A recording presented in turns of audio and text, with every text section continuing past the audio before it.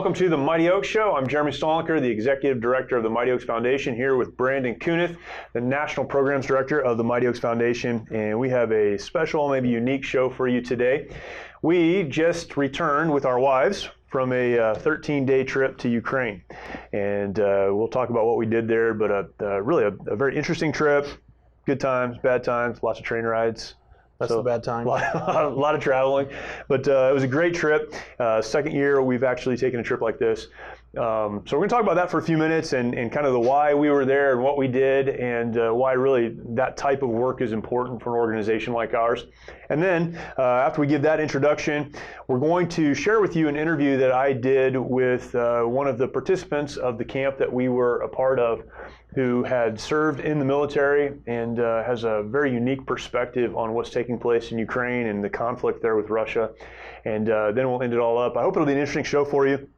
But I don't want it to be one of those tour type shows, like we invited you into our living room and now you're obligated to watch our slides for the next 3 hours. I don't want it to be like that. I want it to be interesting because it really was interesting. It's fascinating. We had, this is where it began last year, an organization called Cru, or Campus Crusade for Christ. They reached out to us and they do great work all over the world. And one of the kind of areas that they focus in Europe is with the military. And they came to us and said, we've got some connections in Ukraine. Ukraine is involved in an active war with Russia, and we'll talk about that here in just a minute. Would you be willing to come and partner with us and run a program? And we were happy to do that. And last year was our first time doing it, trying to figure it out. And then this year, Branden and his wife Jeanette came with my wife and I, and we were able to minister to families there. And it was pretty fascinating. One of the questions a lot of people ask when we come back from this is, who were you there to serve and who were you there to minister to? And that's a great question. There are military people all over the world, but there are relatively few places in the world like Ukraine in that the military is currently engaged in a war. It's going on right now. In fact, the week that we got there, they said that 9 Ukrainian soldiers had been killed in the war with Russia. And if you're not familiar with the conflict that's taking place there, you would do yourself a favor to read up on it a little bit. It's fascinating. The history of the country is fascinating. The borders have changed many, many times over its history. Empires have moved through there and set up shop and moved on.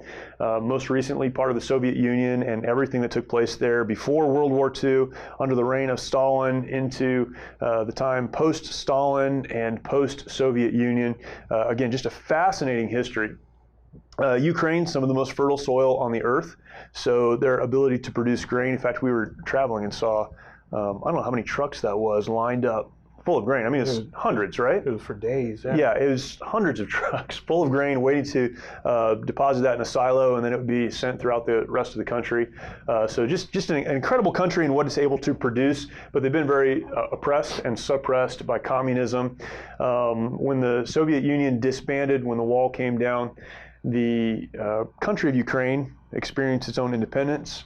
In the early 2000s, had a period where there was a revolution of sorts where they asserted their independence. And then in 2014, had what they call the Maidan Revolution. And really it was a peaceful protest of sorts. In fact, where we stayed the first night we were there was right in Independence Square, where so much of this took place. But tens of thousands of Ukrainians came to this place and really just wanted to kind of show a unified front to their government. Over the course of the next couple of months, 100 people were killed by the government. There's a sidewalk there near where we were that has the pictures of each one of the people that were killed. Again, a fascinating story. You need to watch what you can or read. There's a documentary on Netflix. What's it called? Winter on Fire. Winter on Fire. Check that out. It's a little over an hour long, but kind of talks about what happened there. Man, just incredible. That then became the catalyst for a lot of what we're dealing with now. Russia went into eastern Ukraine, annexed part of the country, and then began to move the border, which then caused citizen soldiers, again, man, it's incredible, an incredible picture, particularly as we're coming onto our own Independence Day, thinking about what it is to be a citizen soldier. But these citizens who said, hey, we're being invaded by another country to the east, they got hunting rifles and shotguns, loaded up their minivans and their cars, whatever they could get a hold of, and started pushing east, and really dug in as citizens of that country against one of the most powerful nations on earth, and held ground. An area, a region called Donbass was eventually lost, and Russia moved the border and now holds land on sovereign Ukraine, and they're still fighting over that today, and that's kind of my summary of what's happening there. And so much more than that. And much of the West doesn't even understand it, which is, again, pretty incredible. So what that's caused, though, is a few things. One, it's caused many families to be separated, particularly in the east. Those who lived in kind of the more Russian region are now in Russia, when before they were in Ukraine. So families have been separated, hearkening back to our own American Civil War, where families aren't speaking and families are on opposite sides of this war and this conflict. Soldiers are now serving on the east, and they're doing these 8, 9, and 10-month deployments. Since 2014, many of these soldiers have deployed continuously, coming home for a few months, doing some training, spending some time at home, and then going back to the front. And it's created almost a subculture, these soldiers serving and their families serving them. Something else unique that's happened is that pastors and other Christians have gone to the front, taking medical supplies in the early days, taking weapons and ammunition, which is a strange thing for us to even think about, taking food and supplying what they need on the front. And so all of this is happening in eastern Ukraine, and organizations like Cru Military and many other organizations have looked at this and said, what can we do as Christians and as organizations with some resources to serve those who are fighting in Ukraine? Again, not taking a political position, not saying it's right, wrong. It's not about the politics of it, but about serving the people who are there. And what they came back with was, well, we can take many of these families, put them on a train, and they'll take a 18-hour train ride from where they are to western Ukraine, far away from the front, giving the families a break, giving the families an opportunity to spend some time together. And then we can run a camp for them where we allow them to have a good time, but also talk about how they can be resilient in the face of the combat that they're dealing with, and how to deal with the trauma that they're experiencing. And so that's why we're there. That's why we were there. Yeah. And that's how we ended up there.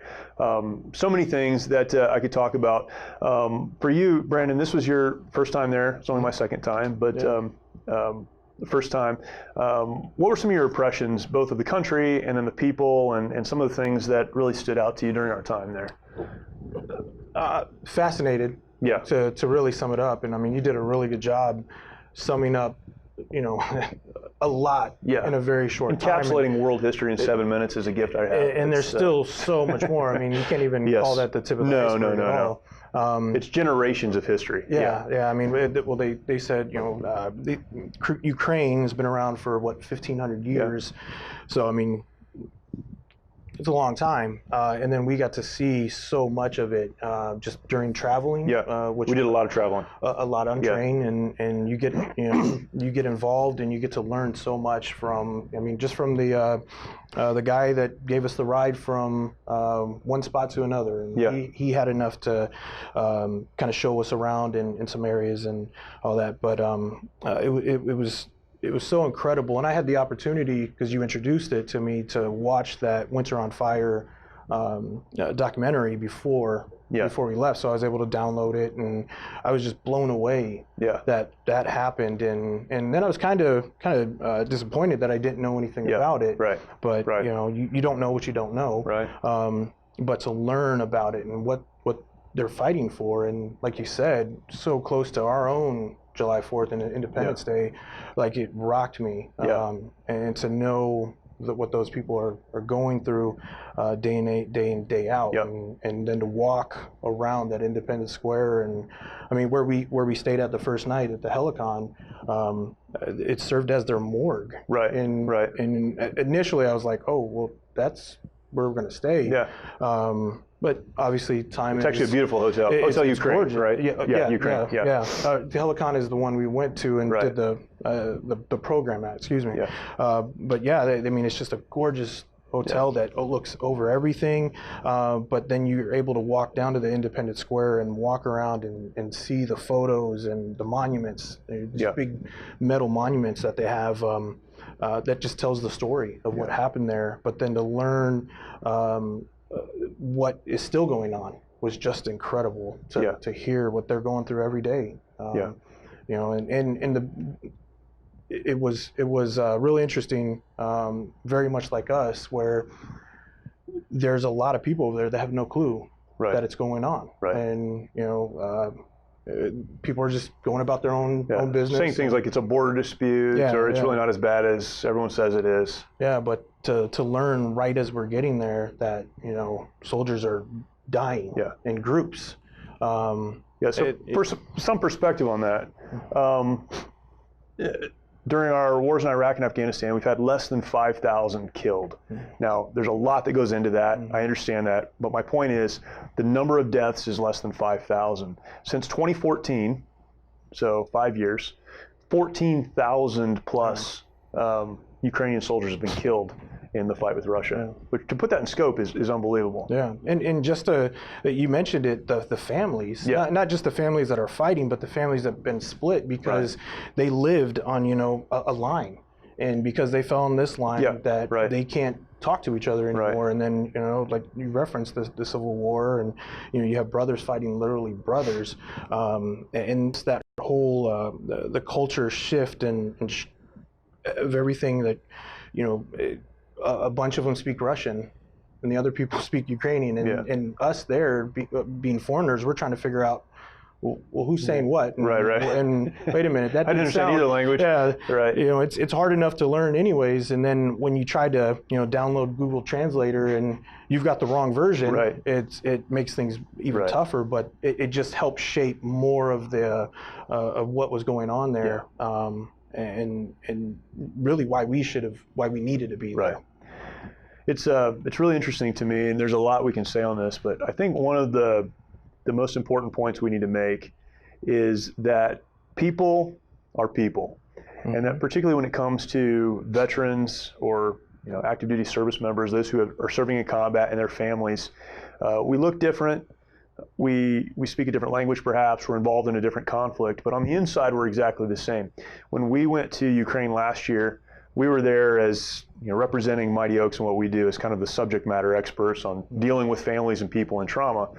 And we were told, look, you need to be careful because they're different than you. Their culture is different than yours. Even their understanding of God and faith and religion is different than yours. And so what you do may not work here, so be very careful. And what I learned last year, and in an even bigger way this year because of how we rearranged some of our scheduling and some of the things we did, was that people are the same everywhere. You and Jeanette started off our program that week. We had just gotten there, right? We took an overnight train. We just got there, got cleaned up, and now you're standing in front of a room full of people. A very hot room. A very hot room full of people that you don't know, that speak a different language than you, that have no idea who you are, and you guys just told your story. And that, I mean, that moment broke down the walls and allowed us to serve in a great way the rest of the week. Yeah, it was going back to your first question of like my view on everything. I had my questions about, man, is this really going to work? You know, we've brought the Mighty Oaks program, the Legacy program, into prisons before, and I had those questions of like, man, is this really going to work? And I'm blown away every time. And again, like, this was no exception. I was absolutely blown away as soon as we were done. The couples and the people that were coming up to us and just thanking us and could relate to us and understood what we were saying, not in the form they understood what was coming out, but because it was translated.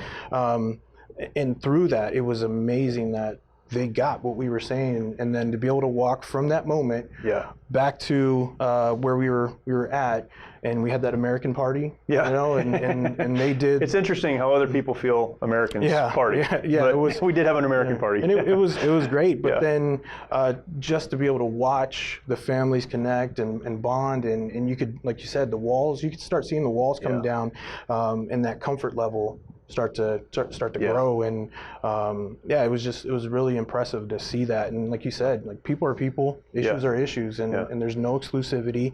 Nobody has a monopoly on it. Right. And they sure learned it as well, because like many people here, they think I'm the only one. Yeah. Yeah. I mean, I don't know how many times we heard that. Yeah. I thought I was the only one. Yeah. And, no idea it was like this. Yeah. And then light bulb. Like, oh, there's other people out there, not just in their own community, but for us to come and travel all the way from where we're at. Yeah. And it was also pretty interesting to think. They think for their own ignorance, if they just don't know, like we have it on easy street, and that we have. We've got it all figured out, right? We've got all the care in the world and all that stuff, and I think that was a comfort to them to realize that we struggle still, right? But there's a way through it, right? There's a way through it, and we were able to show that to them, which not only, everybody struggles, but here's a way that you can get past those moments too. That was probably the key ingredient to all of it. It's funny, there was not a lot of English spoken between us, although we did a lot of communicating, which is pretty awesome. Once you get comfortable using Google Translate, you can figure it out in hand motions and stuff. And military guys are funny because they all tell the exact same stories, different perspectives, right? And they goof on each other, and it's all the same stuff. But one word that was used a lot, particularly amongst the men, was brother. And it's funny because they look at other service members the same way as brothers, and they'd say brother, they brothers in arms. They would introduce somebody as, this is my brother, meaning they served in the same unit together. And then they would start to refer to us as brother, or even give a hug, which is really interesting in a society, a culture that it really is not emotional, not that way. And then we decided we would try to teach a class and then break into small groups, small groups of women and small groups of men together talking about whatever was just taught. And that really was a test. I was actually told it probably wouldn't work. And honestly, I wasn't sure it would work. I don't know if you remember my instructions ahead of time. Were almost as long as the lesson. Like, it's going to be okay. You guys can talk to each other. It's fine. But man, it took about 30 seconds before people really started talking. I mean, it was remarkable as soon as we opened up the gate to, okay, this is what's going to happen. And you could look around the room, and I had my own group, but everybody just kind of fell in. Right. So they could really hear what was going on, and whatever I'm saying through Alex, my interpreter, to get to these guys, they were coming in not because we were talking low, but they were so into the conversation, and I quickly learned that I don't need to say, well, in America we deal with this. Right. Because that's how it started, and then like he reassured me, hey, it's the same here. Every single time. But then they didn't want to stop talking. Right.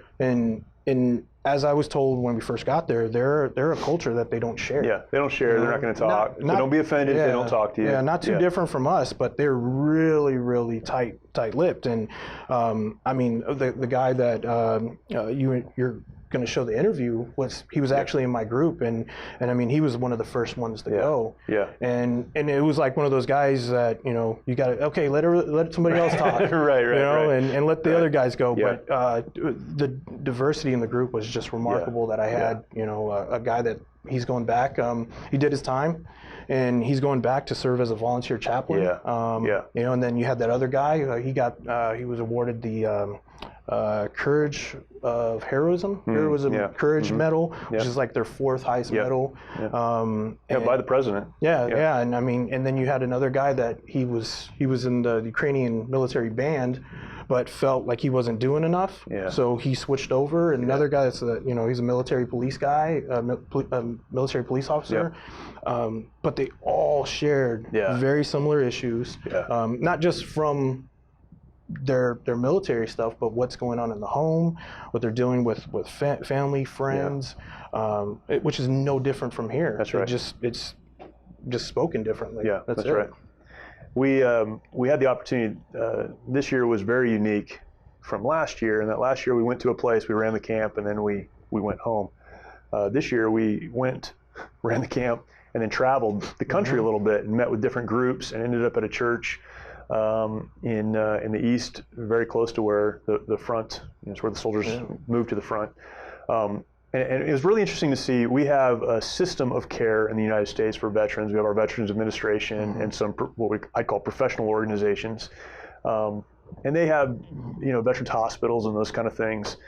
Certainly the amount of money we invest and the amount of money they invest is not the same, but they have that kind of professional level of care. But really where the care comes from in Ukraine, man, it just really jumped out at me this time because it's where the care really comes from in the United States too. Basically, 4 places from the families or the communities, which is where it needs to start. And we kind of tried to emphasize that. But then beyond that, it's from other veterans. And it's crazy. Shout out to Veterano Pizza and Veterans Point, right? A group of veterans decided they would start a pizza place in Kiev, and that grew into a restaurant, and then that grew into a series, I think 12 or 15 coffee shops across the country. And then we met Alexis and his wife, who started a coffee shop and a little restaurant in Mykolaiv, where there are tons of veterans and soldiers, and it's called Veterans Point, and it's just focused on veterans and focused on those who have served. It's a restaurant, so anyone can go there, but really just supporting those who have served and finding jobs and opportunities to connect, and it's incredible. And that's veterans serving veterans, and that's how it should be. And then there's the other organizations like Cru Military, Campus Crusade, and some other organizations that are there, and then us coming along and trying to help. And then the local church. And those 3 working together really are making a difference in people's lives. The church that hosted this event for us, Pastor Zhenya and his wife Lilia, great church. We went to their church on Sunday, and it was pretty cool to be there. But he was a Soviet soldier back in the early 90s. Because of his Christianity, he found himself out of the military, ended up living in Ukraine, and now pastors a church in Ukraine. But it's these organizations and these entities working together to get people in a local church where they can be encouraged and helped. And that's exactly the path forward here. We see a lot of things that don't work, some things that do work, but I think even organizationally as Mighty Oaks, we understand our job is to come alongside other veterans organizations and come alongside the church and really help encourage people. So it's pretty awesome to see that work. Just that kind of the pay it forward empowerment role that they have there, or ideal that they have there, was just amazing to watch it be played out.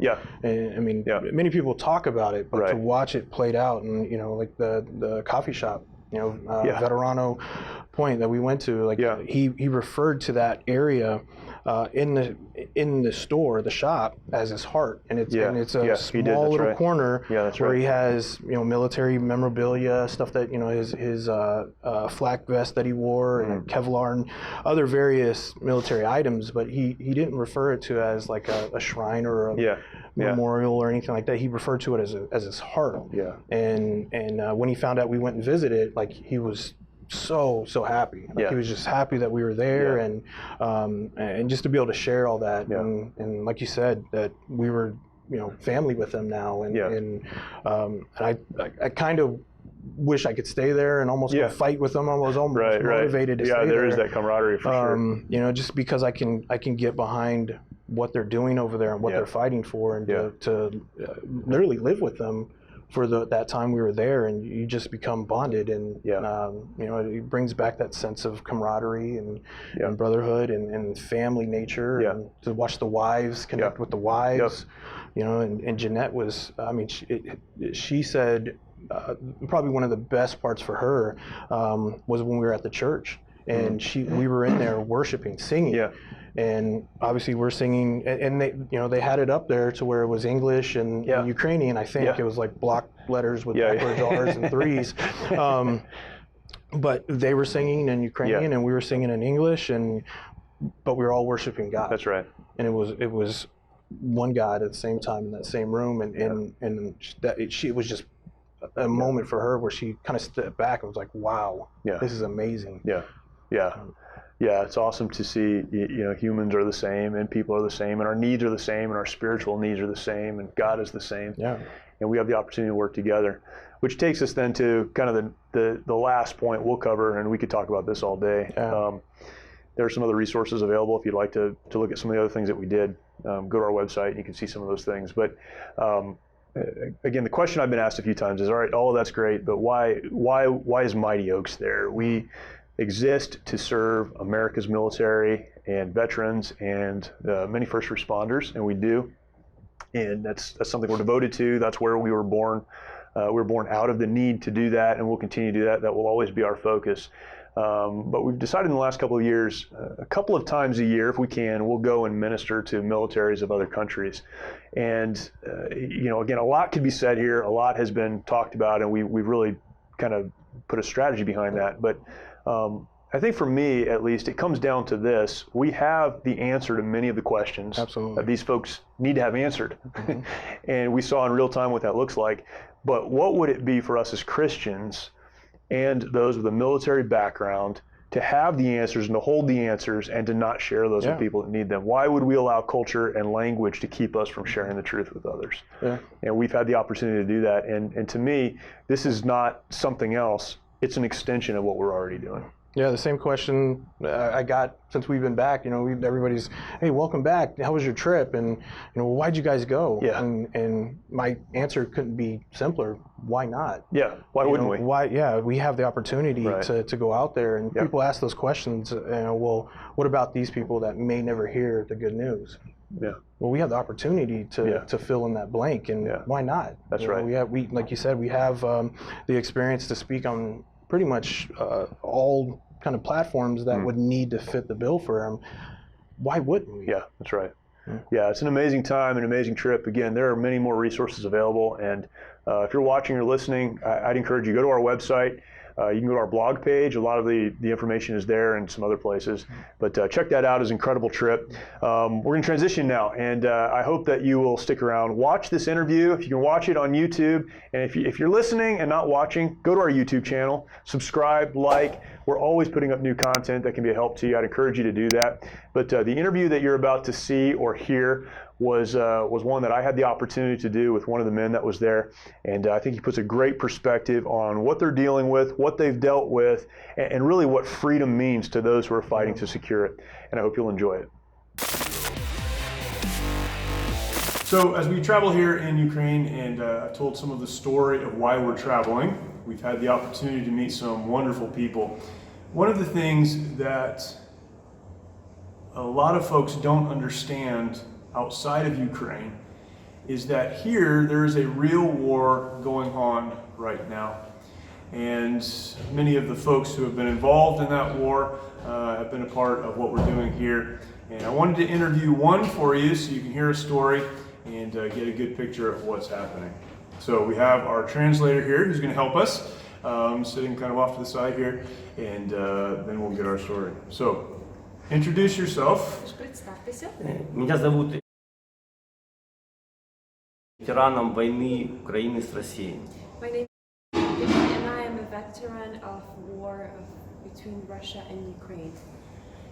Your story begins before the war started. What were you doing before the war Ваша started? історія починається до того, як почалась війна. Тобто, що ви робили до війни? До войны я работал в полиции. I was working for the police. Вот, и защищал граждан. And I was defending the citizens. In Kiev. В городе Луганске. In Lugansk. Okay. And then the uprising, or the revolution of 2014 started. А тоді почалось повстання. Я хочу, первое, что я хочу, First thing that I want to say. я хочу давать интервью на русском языке, чтобы меня услышали в первую очередь носители русского языка. I want to be interviewed like I'm answering in Russian, so the Russian speakers could hear me and understand what I'm saying. Yes. Почему я хочу говорить именно на русском? And why do I want to speak in Russian? Чтобы они услышали правду. So they would hear the truth. Yes. Я хочу сказать правду, и я хочу, чтобы они ее I услышали. want to share the truth with them so they would know it. Yes. Я сам житель Луганска. So I come from Lugansk. И там я родился, вырос и прожил всю жизнь. And I was born there and I lived there all my life. И в 2014 году And in 2014, в Луганске не было никакого восстания. so there was no uprising in Lugansk. Была ситуация, которая расшатывалась извне, из России. There was some situation that was coming from Russia. Россия использовала русскоговорящее население, So Russia used the Russian-speaking population of the city. использовала с целью противостоять власти, которая была в Украине, которая была в Киеве. And Russia did it to create conflict, like in Ukraine, and particularly in the central part, in Kyiv. Это происходило очень давно, долго. And it was like a lengthy process. It was going on for quite some time already. Когда-то давно мы были в составе вместе в одной стране, в Советском Союзе. Because before the independence of Ukraine, we all were one big country in the Soviet Union. И у нас был общий враг, And we had a common enemy, как нам говорили об as этом. we were told about it. Общий враг это была Америка. Common enemy, which was America. Мы жили с мыслью, как побороть We Америку. were living this idea how we should. Мы строили defeat the ракеты, US, we were делали building оружие, rockets and making мы weapons. тренировались, нас We were учили trained, и говорили, что у нас будет, когда рано или поздно будет война с Америкой. and we were told that there will be someday a war with America, so we were ready. И так жило 280 миллионов населения Советского So Союза. 280 million people lived with these kind of ideas. Когда в 1991 году Украина стала And независимой, in 1991, when Ukraine got its independence, у России были свои проблемы. Чечня, so Russia had its own problems like Chechnya. и они не сильно вмешивались к нам. And so they didn't really, intervene into what we were doing. Но всегда говорили нам, что мы старший брат, вы младший, и мы вместе. They told us, oh, you're a big brother, you're a younger brother, we're always together. Но постепенно граждане Украины с каждыми выборами президента выбирали демократический путь. But with every new president that Ukrainians elected, we were like walking towards democracy. А Россия выбрала более тоталитарный режим. And Russia chose more totalitarian. Их демократия в кавычках. Their democracy is not really a democracy. И это не нравилось России. And Russia did not like that. Но воздействовать, кроме как экономически и через людей, которые говорят на русском языке, они не могли. But the only way they could influence us was through the Russian-speaking people,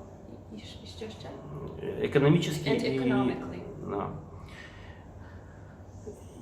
И когда они разобрались со своими проблемами, And when they figure out their problems, the Russians, они переключились на Украину. so they switched to Ukraine. Они жители Донбасса в массе своей русскоговорящие. So mostly people who live in Donbass area, they are Russian speakers. Многие из них раньше их предки проживали в России. Because most of their relatives come from Russia. Вот. И поэтому один из тезисов, который Россия проповедует, это создание империи и всех русскоговорящих объединить в империю. And that's why the thesis of Russia is to unite all the Russian-speaking population to Russian Empire. У пожилых людей, All the elderly people которые жили в Советском Союзе, who used to live in the Soviet Union, они мыслями остались в Советском Союзе. their thoughts, in their thoughts, they still think that they live in the Soviet Им Union. нравится и сейчас идея империи. And that's why they still support the imperialistic ideas. of Они не Russia. понимают, что Европа и Америка уже нам давно не враги. They don't understand that Europe and America are not our enemies. Да они не были врагами, просто нам об этом говорили. They've never been our enemies. It's what we were just told, brainwashed. И когда в 2014 году And in 2014, приехали кураторы с России some curators from Russia visited, и начали подогревать людей, говорят о том, что поднимите русские флаги. and they started like heating up people by saying, "Oh, raise Russian flags И провозгласить эту территорию территорией России. and proclaim this area as Russian area." И Россия, как старший брат, протянет вам руку And Russia, as an older brother, will give them и help заберет вас к and себе, will take you to their land, как забрали Крым. just like Crimea was taken. У вас будут большие зарплаты, You'll большие have high пенсии. salaries, high pensions. Мы будем вместе бороться с нашими врагами. We'll be fighting against our enemies together. Right. И многие в это поверили. And many people believed in it. И это не было гражданской войной. And it wasn't like a civil war. Когда граждане твоей страны вывешивают флаг чужой страны и просят эту чужую страну ввести войска, это не гражданская война. So when the citizens of your country raise a flag of your enemy, like of Russia, it's not a civil war. Right. Because they Right. call, like they're inviting Russia, Right. basically. Right. Я тоже родился в Советском I Союзе. was also born in the Soviet Union, Но когда мы стали независимыми, but when we became independent, я пошел служить в воздушно-десантные войска. so I was serving in the aviation, И я служил в воздушно-десантных войсках. and so I served there, Я давал присягу народу Украины. and I swore to Ukrainian land Yeah. in Ukraine. Я не видел врагом Америку или Европу. And I never saw Europe or America as an enemy. И так как я давал присягу народу Украины, And because I swore to, as a citizen of для меня идеи присоединения к России были чужды. Я пошел защищать Украину. that is why the idea of uniting with Russia was not my, like I didn't accept it. Right. И с 2014 года я добровольцем пошел на фронт. And so from 2014 I volunteered to fight.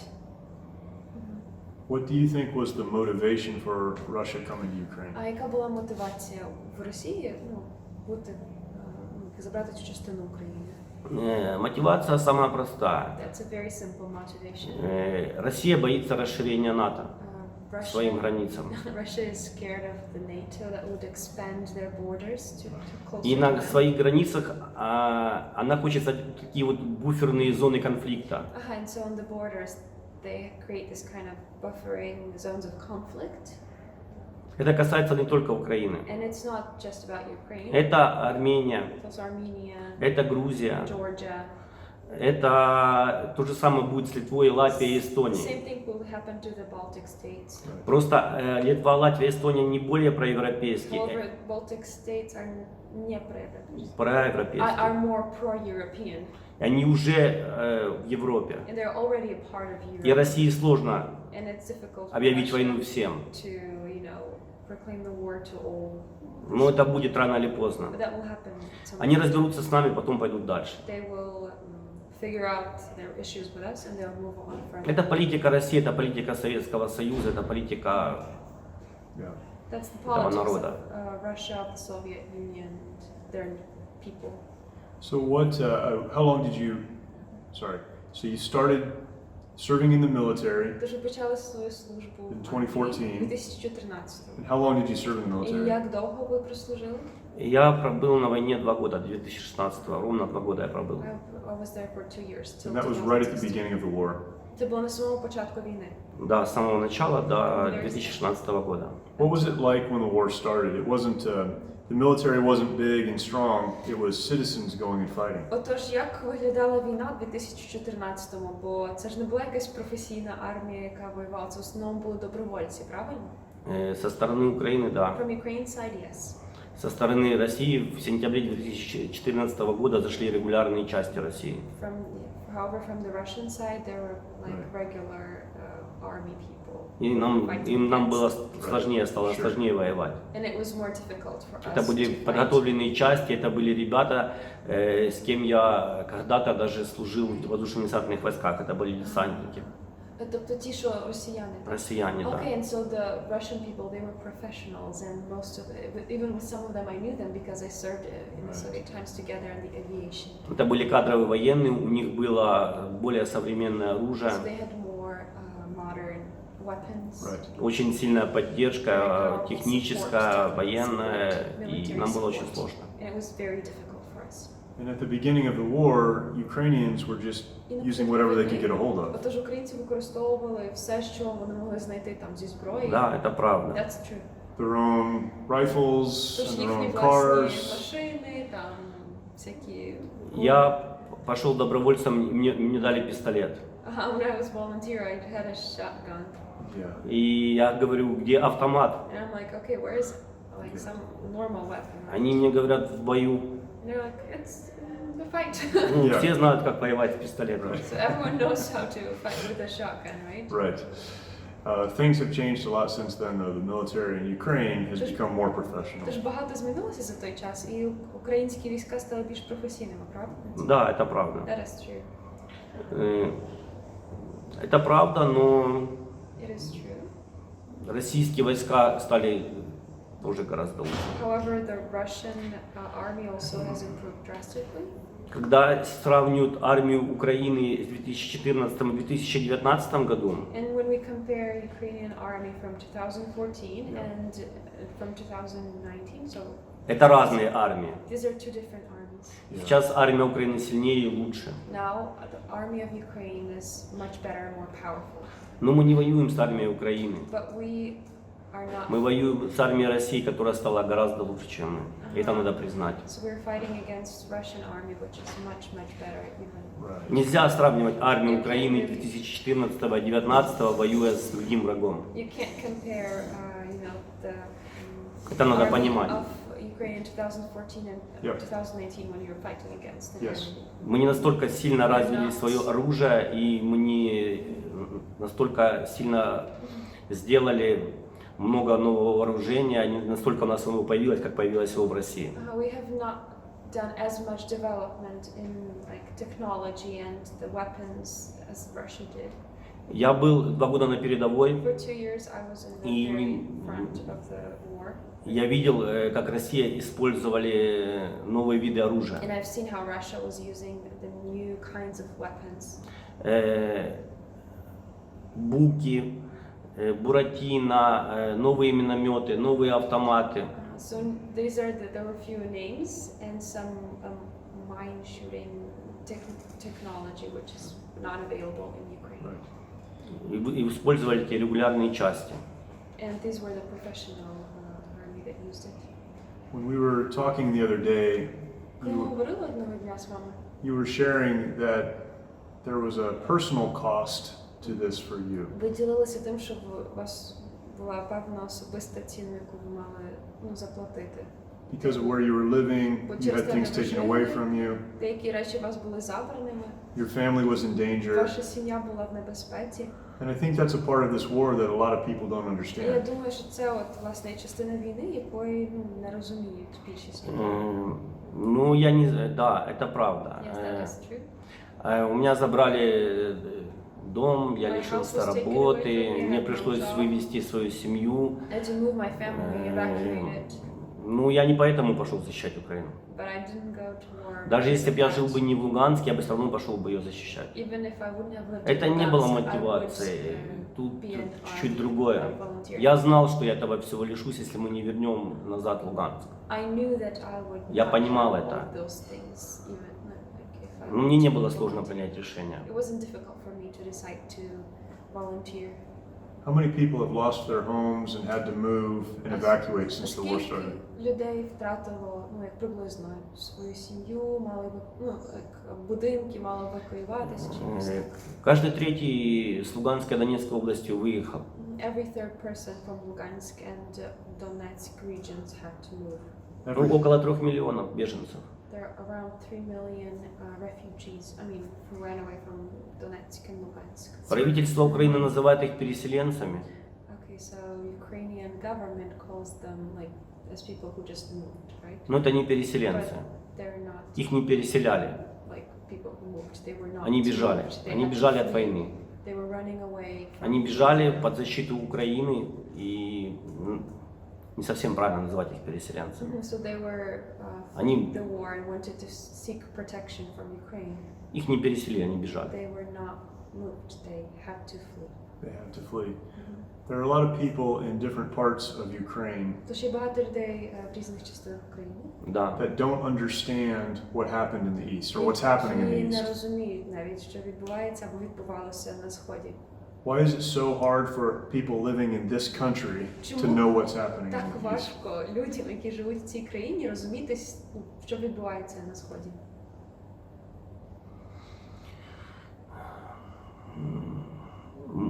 Мы Рядом со мной воевали ребята с Черниговской области, с Киева, There were men со from Львова. Chernihiv, Kiev, and Lviv who were fighting along. Это мои друзья, They're побратимы. my friends, my brothers. Right.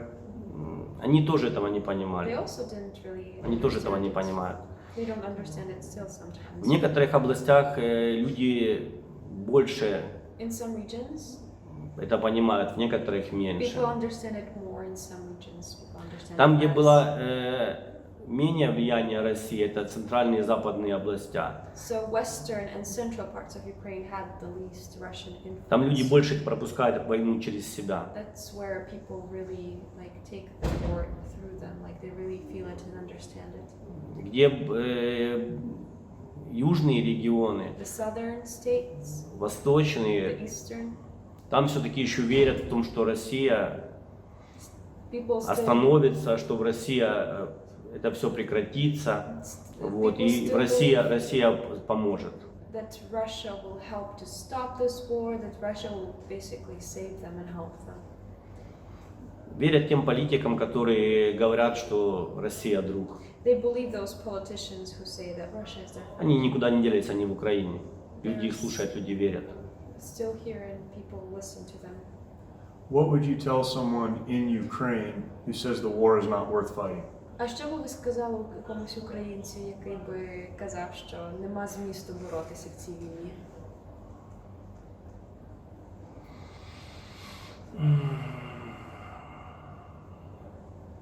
Я многим это уже говорил. Это, конечно, может такой пример чуть-чуть не на камеру, чуть жесткий. Ну, это как вот Украина, это как семья. Но у тебя есть сосед, русский, россиянин, гражданин России. Он приходит и говорит: вы конфликтуете там у себя в семье с женой. Я возьму ее, буду защищать. И ты молчишь. Ты говоришь, ну, может, он ее защитит, и ты молчишь, и он ее защищает какое-то время. And so you are silent. You're like, okay, maybe he will really defend her, and for some time he does. Like he takes her away and defends her. Но она ему надоест рано или And поздно. at some point he'll get. Он поиграется ее и бросит. Он придет к тебе и скажет: у тебя есть красивая дочь. Я тоже хочу ее защищать. У вас тоже конфликты в семье с дочерью. Visit you again, and you'll say, oh, you have a beautiful daughter. You have conflicts with your daughter. I also want to defend И возьмет her. у тебя твою And дочь. he'll take away your daughter. Если ты готов это терпеть, If you're ready to suffer through this, то ты не мужчина. then you're not a У тебя man. нет семьи. You have no family. You have to put a stop to it. Треба зупинити це. Да. What does freedom mean to you? А що для вас свобода? What is freedom? Що таке свобода? Ну, для меня свобода As for me, freedom – это возможность высказывать свои мысли, is an opportunity to speak your thoughts, возможность сделать свой выбор. to make your choice, Это возможность жить, где я захочу, the opportunity to live wherever you want, возможность свободного передвижения. like opportunity of free like movement around the country. И самое главное, ну, это, наверное, мечта. And most importantly, it's a dream. Это когда интересы государства, It's when точнее, интересы человека в государстве выше, чем интересы государства the самого. interests Ну, of это people who live in the government когда- are more like of a priority than the countries. Когда в стране первая начинается страна с человека. So when a country begins from a human being, from a person. Yes. And the dream is what? А яка мрія? У меня самая большая мечта, My biggest dream чтобы Украина стала действительно независимой и is свободной. for Ukraine to become an independent Чтобы state. все институты демократии в Украине развивались, Institutes that promote democracy would develop. И когда меня иногда спрашивают, почему ты пошел воевать, And when I'm sometimes asked, like, why am I at war? Why did I go? я пошел воевать, чтобы мой ребенок, I went to war so that my child его такие же сверстники and his peers выросли уже и жили в новой стране. would grow up and live in a new country. И чтобы мои внуки And so that my grandchildren уже жили совершенно в другой стране, в демократической would live in a и democratic country. Свободной. Democratic and free country. Last question is І this. останнє питання. If you could tell people in the West, Якби ви where I могли come from, говорити до людей з Заходу, тобто як Америка, наприклад, такого Заходу. one thing about what's happening in Ukraine, what would you say? Якщо б ви могли розказати про якусь одну річ, яка відбувається в Україні, що б ви розказали?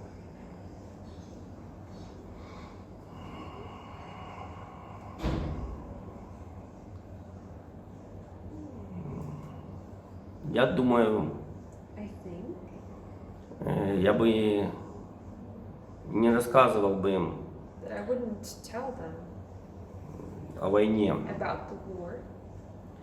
Я бы им рассказал о тех, I would tell them о том, что about граждане Украины the citizens of Ukraine хотят оторваться от того, что было, от тех тоталитарных всех ценностей, и они хотят демократию, они хотят свободу.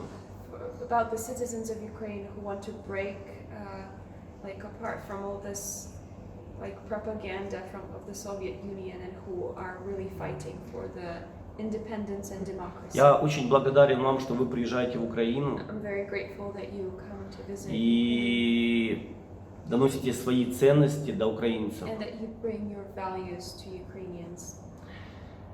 Я очень благодарен вам еще за то, I'm also very grateful за то, что вы в сердца украинцев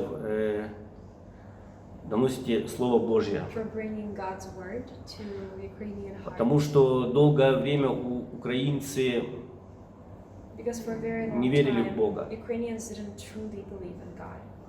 Их Советский Союз убивал Бога в сердцах украинцев. So Soviet Union was killing God in the hearts of И потом многие до конца ходят в церковь, знают праздники, но они до конца все равно не верят в Бога. Не так они верят Его.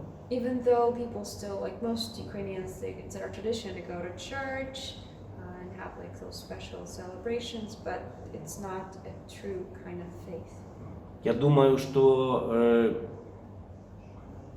если все украинцы будут жить по христианским традициям, по настоящим христианским традициям, мы станем светлее, мы станем лучше, мы станем свободнее. Это будет гораздо быстрее процесс происходить в Украине. And I think that if Ukrainians will choose to live in those true Christian values, then this process of democracy will be much easier and much faster, and all those changes will come much faster and softer. Yes. И я хочу, чтобы вы достучались до каждого украинца. And I want that you guys would knock on each Ukrainian heart. Yes. Oh, thank you. Дякую. Thank you for the time to talk. Дякую за те, що виділили час. It's so important that people understand Дуже what's важливо, happening. щоб люди розуміли, що відбувається. И еще, что я хочу дополнить, что люди, прошедшие войну, такие вот, как вы и я, That people who went through war and experienced it, just мы like you and видели me, смерть. we've seen death. И нам уже не нужно врать, нам не нужно We притворяться. don't need to pretend anymore. Это правда, люди должны это понять. Те, кто видел смерть, те врать не будут.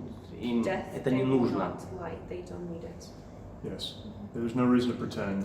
Нема жодної причини, щоб брехати. It's an opportunity for growth and to move forward. Тож тепер можливість рости і рухатись вперед далі. And I'm glad that warriors understand how to help each other. Я дуже тішусь, що бійці розуміють, як допомогти один одному. Yes. Thank you so much. Дякую дуже. Thank you. Дякую. Yes, sir. Thank you. And we'll get this out to you. the timing of that segment that you just saw or listened to, and our own celebration of Independence Day, the timing of it and the proximity of it has been interesting for me. We've talked about this a little bit, and just freedom and the understanding of freedom and what freedom really is and what it means. I think as Americans, we take so much of that for granted. But there are people around the world that are fighting maybe not to secure freedom. In Ukraine, they are free people, but to maintain that freedom. Yeah. And we forget that, and we take so much of that for granted. As we're finishing up our trip, we had 2 days left, really. We had a long train ride, and then 1 day to get ready to leave, and then we flew out early the next morning. But kind of the last trip we took was a train ride from the east to, I guess, the central part of the country, back to Kiev, where we'd fly out. And many of the people, we had just gone to church and we spent all day with them. And they, in America, if someone's leaving, you say goodbye and you close your door and they get in the car. And You might walk them out. You might walk out to the car, maybe. Yeah. But the folks from the church, they got us to the train station. They all showed up at the train station. Mm-hmm. They went shopping with us across the street to make sure we had what we needed. They had balloons and wanted to send us off in a good way, and it was pretty awesome. There were a lot of people we met with during the time we were there, but probably 20 people came to the train station to send us off. We got on the train and we're getting all set up, and then opened the window, and they were all standing there. They would not leave until the train left. It was incredible. And I took a picture, and then I turned my video camera on, and they started singing. And what they were singing was the Ukrainian national anthem, and they were singing about freedom and sending us off with that. Yeah. And as we close the show today and as we go today, thought it would be appropriate to share that clip with you. So again, if you're not watching, you need to go to YouTube and watch it. It's incredible, and you need to watch everything we have on YouTube because it's all incredible, all equally incredible. But you need to watch this clip. It really closes out this segment well. If you're listening to it, it's still powerful. But people who are fighting for their freedom right now, people who understand the cost of freedom because they've lost people they care about, and they're putting their own lives on the line to maintain that freedom, and people that we've had the opportunity to serve. Watch this. I hope you enjoy it, and we'll see you next time.